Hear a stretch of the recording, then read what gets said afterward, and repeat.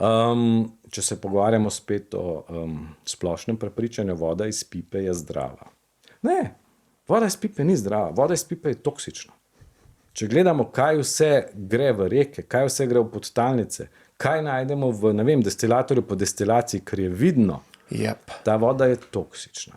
Mi se moramo zavedati tudi, da je v Sloveniji je precej apnenca in mi dobivamo vodo, ki je pač bogata z anorganskimi spojinami. Ta apnenec je videti kot kreda, kot en smukec, ne? In mi pač to pijemo. Ne? Dokler mi ne destiliramo, pač je voda čista. Ne? Se pravi, če se pogovarjamo že samo o anorganskih mineralnih spojinah, ki jih živo bitje ne potrebuje, imamo problem. Mi se moramo zavedati, da so edina živa bitja, ki so sposobna pretvoriti anorgansko mineralno spojino v organsko, so rastline.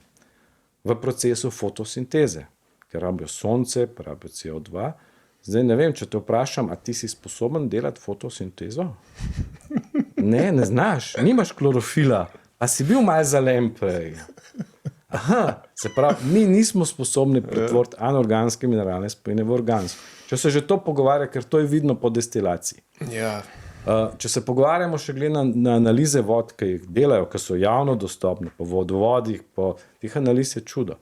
V vodi najdemo ostanke pesticidov, v vodi najdemo ostanke hormonov, v vodi najdemo ostanke antibiotikov, v vodi najdemo ostanke opiatov, v vodi najdemo ostanke težkih kovin,